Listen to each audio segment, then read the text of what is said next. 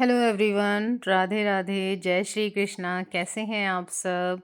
तो जी, आज का जो व्लॉग है ना, उसमें बस आप लोगों से कुछ थोड़ी बहुत अपने दिल की बातें मैं शेयर करने वाली हूँ, क्योंकि जैसा कि आप लोगों को प्रीवियस व्लॉग से पता चल ही गया होगा कि मैं जो है प्रेग्नेंट हूँ। और ये जो टाइमिंग होती है ना प्रेगनेंसी वाली, वो बहुत ही अलग टाइप की होती है। हमारे जो नॉर्मल जो हमारी लाइफ होती है ना, उससे बिल्कुल डिफरेंट होती है। बहुत सारे इमोशंस जो है वो चेंज होते रहते हैं, अप एंड डाउन्स होते रहते हैं, क्योंकि हमारी बॉडी के अंदर ना बहुत कुछ चल रहा होता है। बहुत सारे हार्मोन्स चेंज हो रहे होते हैं, बहुत सारी अलग अलग टाइप की फीलिंग्स जो होती हैं।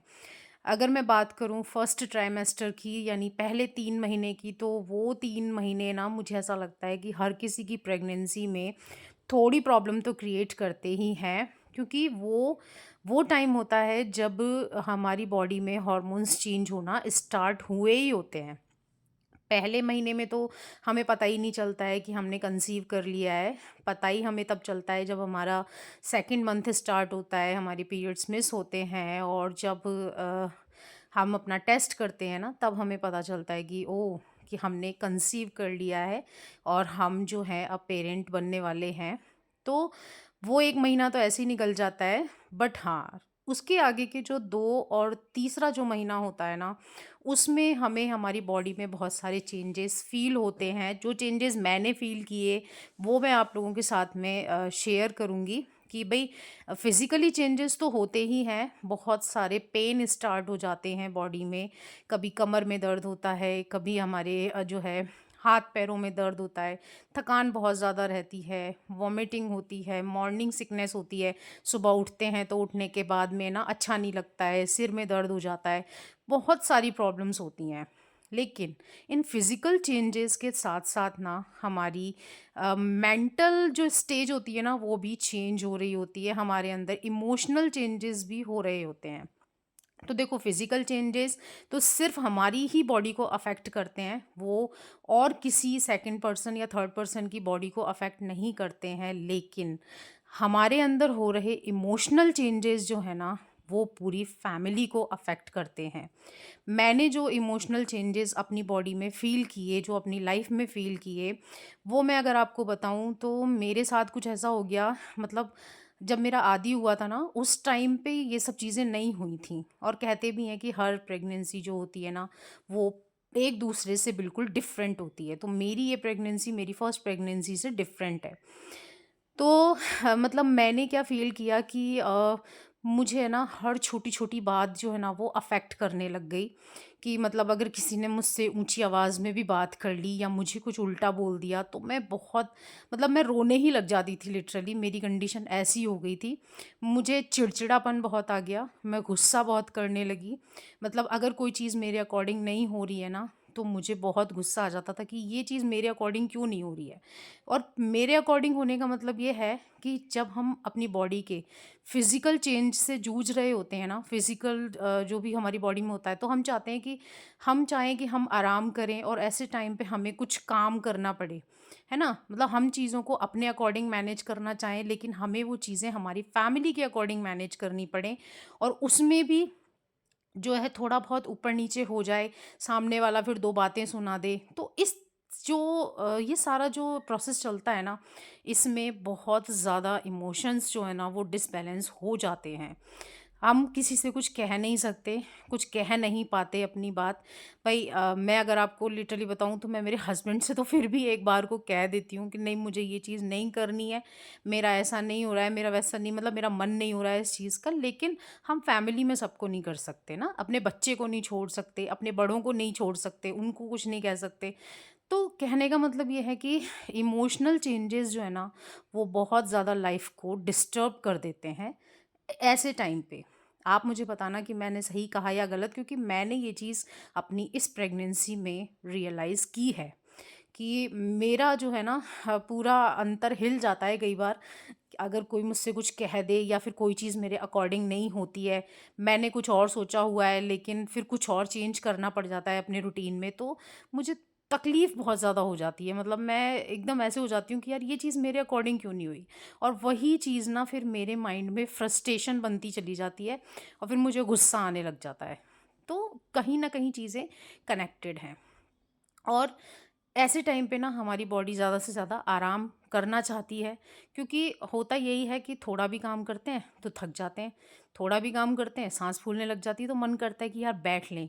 लेकिन कई बार ऐसी सिचुएशन आ जाती है कि हम चाहकर भी नहीं बैठ सकते और हमें काम भी सारे करने हैं। तो ऐसे टाइम पे है ना बहुत इरिटेशन होती है, बहुत जो है ना माइंड जो है ना बिल्कुल अपसेट सा हो जाता है कि अरे यार क्यों हमें ये सब करना पड़ रहा है? क्यों कोई हमको नहीं समझ रहा है? हमारी प्रॉब्लम्स को समझने की कोशिश नहीं कर रहे हैं ये लोग, है ना? तो इस तरीके की प्रॉब्लम्स जो हैं वो होती हैं। अब जो हमारा सेकंड ट्राइमेस्टर होता है ना, यानी 4, 5, 6 ये जो मंथ होते हैं ना, इन मंथ में धीरे-धीरे प्रॉब्लम्स बढ़ना शुरू होती हैं। लेकिन वो जो प्रॉब्लम्स होती हैं ना, जो फर्स्ट ट्राइमेस्टर में होती हैं लाइक जी घबराना, चक्कर आना, है ना? वॉमिटिंग होना, ये चीज़ें कुछ कम हो जाती हैं। लेकिन बाकी चीज़ें स्टार्ट हो जाती हैं क्योंकि अब जो है बॉडी का वेट बढ़ रहा होता है, बच्चे का वज़न बढ़ रहा होता है, तो ऐसे में थकान ज़रूरत से ज़्यादा रहने लगती है। तो जब ज़रूरत से ज़्यादा थकान हमारी बॉडी में होती है ना, तो हमारी बॉडी और ज़्यादा आराम चाहती है। फिर हम चाहते हैं कि हमारा जो घर है ना, वो बिल्कुल सर्वाइवल मोड पे चले। अब सर्वाइवल मोड का मतलब क्या? कि जो डेली के काम हैं, जो आप बिल्कुल नहीं छोड़ सकते, लाइक घर की क्लीनिंग आप नहीं छोड़ सकते, कुकिंग आप नहीं छोड़ सकते और एक लॉन्ड्री आप नहीं छोड़ सकते, है ना? तो ये जो चीज़ें हैं, ये भी हम जैसे-तैसे कर पाते हैं कि हाँ यार, ये ज़रूरी है, इसलिए हमें करनी है। और ऐसे में अगर आपको घरवालों की हेल्प मिल जाए कि भई चलो आपके घर में कुछ ऐसे लोग हैं जो इन चीज़ों को थोड़ा-थोड़ा सँभाल लें, तो ये वेल एंड गुड है। लेकिन अगर आप अकेले रहते हैं, तो आप मतलब आप हस्बैंड से भी कितना एक्सपेक्ट करोगे? मेरे हस्बैंड हैं, वो मेरी बहुत हेल्प करते हैं, लेकिन उनका भी अपना काम है, वो हर वक़्त मेरी हेल्प के लिए खड़े नहीं हो सकते, है ना? और मेरी मदर इन लॉ को तो आपने वीडियोज़ में देखा ही है, उनकी तो तबीयत ही मतलब इस तरीके की है कि उनके पैर में ही प्रॉब्लम है, तो वो तो बहुत ज़्यादा देर खड़े नहीं हो सकते। मेरे आदी के टाइम पे मुझे बहुत हेल्प थी उनकी तरफ से, लेकिन इस बार मैं नहीं क उनका उनके लिए मेरी हेल्प करना पॉसिबल नहीं है। तो इस टाइम पे मुझे जब चीज़ें मैनेज करनी है, तो फिर मैं मेरे अकॉर्डिंग चीज़ों को मैनेज करना चाहती हूँ। कम से कम टाइम में ज़्यादा से ज़्यादा काम करना चाहती हूँ कि हाँ, ठीक है, जो भी मेरा थोड़ा बहुत काम है वो मैं करूँ, देन उसके बाद में मैं रेस्ट करूँ। और मैं प्रॉपर रेस्ट कर भी पा रही हूँ, लेकिन फिर भी सिचुएशंस हमेशा हमारे अकॉर्डिंग नहीं होती हैं। कई बार ऐसा होता है कि ना चाहते हुए भी हमें वो काम करने पड़ते हैं जो हम बिल्कुल नहीं करना चाहते, है ना? तो तब ना थोड़ा-सा फ्रस्ट्रेशन सी आ जाती है कि यार क्या है? क्यों है ये सब? है ना? हम अपने अकॉर्डिंग जो है बिल्कुल रेस्ट भी नहीं कर पा रहे हैं, हम अपने अकॉर्डिंग कोई डिसीज़न नहीं ले पा रहे हैं कि हमें ये चीज़ नहीं करनी है, मन नहीं है लेकिन फिर भी हमें करना पड़ रहा है। तो ये जो है ना, ये होती है हमारी प्रेगनेंसी की जो जर्नी होती है। और लास्ट ट्राइमेस्टर तो सबके लिए ही हार्ड होता है, क्योंकि वेट बहुत ज़्यादा बढ़ चुका होता है बॉडी का और जो है ना हेल्थ भी बहुत ज़्यादा ग्रो हो चुकी होती है। तो उस टाइम पे तो मतलब पैरों में दर्द, कमर में दर्द, ये चीज़ें बहुत ज़्यादा हाई हो जाती हैं। तो उस टाइम पे बस इतना ही मैं बोलूँगी कि आप ना अपनी चीज़ों को इस तरीके से मैनेज करें कि जो भी आपके घर के काम है ना, उन्हें आप सुबह मॉर्निंग में, जैसे आफ्टरनून तक के काम जो है वो मॉर्निंग में ही जो है 90% कंप्लीट हो जाएँ, और जो इवनिंग के काम हैं उन्हें भी आप शाम को 6-7 बजे तक जो है ना कंप्लीट कर लें और उसके बाद में आराम से रेस्ट करें। हेल्प लेने में झिझकना नहीं चाहिए, अपने घरवालों की हेल्प लेनी चाहिए ऐसे टाइम पे कि भई मेरे से ये काम नहीं हो रहा है, आपको ये काम करना पड़ेगा। क्योंकि अगर आप अपने ऊपर ही लोड लेते रहेंगे ना, तो हो सकता है कि आप सबकी नज़रों में अच्छे बन जाएँ, लेकिन आप खुद के साथ नाइंसाफ़ी करेंगे। आपकी खुद की बॉडी आपको इतना अलाउड नहीं कर रही है, फिर भी आप खुद को घसीटे जा रहे हैं। अरे! हम नॉर्मल में तो हाउसवाइफ़ खुद को घसीटती हैं ही, भई सारा काम हम करते ही हैं ना। लेकिन इस टाइम पे हमें हमें अपने परिवार वालों की नीड होती है, और हेल्प लेने में हमें बिल्कुल भी सोचना नहीं चाहिए, बोल देना चाहिए कि भई आप ये काम कर लो, मैं ये काम कर लेती हूँ। इस तरीके से हमें हमारी अपने फैमिली मेंबर्स की हेल्प लेनी चाहिए। तो ये थी जी मेरे दिल की बात जो मुझे आप लोगों के साथ में शेयर करनी थी। आप बताना मैंने कितना सही कहा, क्योंकि मैंने आपसे वही कहा जो मैंने एक्सपीरियंस किया है। तो चलिए जी, आई होप आप लोगों को ये वीडियो अच्छा लगा होगा। वीडियो अच्छा लगा हो तो एक लाइक दे दीजिएगा, अपने फ्रेंड्स एंड फैमिली के साथ शेयर ज़रूर कीजिएगा और अगर अभी तक आपने मेरे चैनल को सब्सक्राइब नहीं किया है, तो चैनल को सब्सक्राइब ज़रूर कर लीजिएगा। क्योंकि अब मैं आने वाले जो व्लॉग्स हैं ना, उनमें आप लोगों के साथ में अपना ईटिंग पैटर्न जो है वो शेयर करूँगी, या मैं जो भी मेरी प्रेगनेंसी में कैसे मैनेज कर रही हूँ, क्योंकि मुझे भी बहुत थकान होती है, बहुत ज़्यादा थक जाती हूँ मैं। तो वही सब चीज़ें कि कैसे हम अपनी प्रेगनेंसी के दौरान भी है ना, सब चीज़ें मैनेज कर सकते हैं, खुद को इमोशनली और फिज़िकली स्ट्रॉन्ग कैसे बना के रख सकते हैं, वही सब चीज़ें मैं आपके साथ में शेयर करूँगी।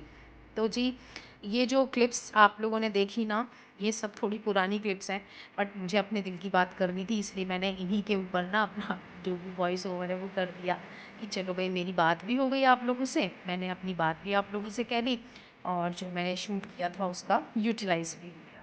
तो चलिए, मिलूँगी आप लोगों से एक और इंटरेस्टिंग ब्लॉग में, एक और इंटरेस्टिंग टॉपिक के साथ में। तब तक के लिए tata, bye bye and take care and Radhe Radhe, जय श्री कृष्णा।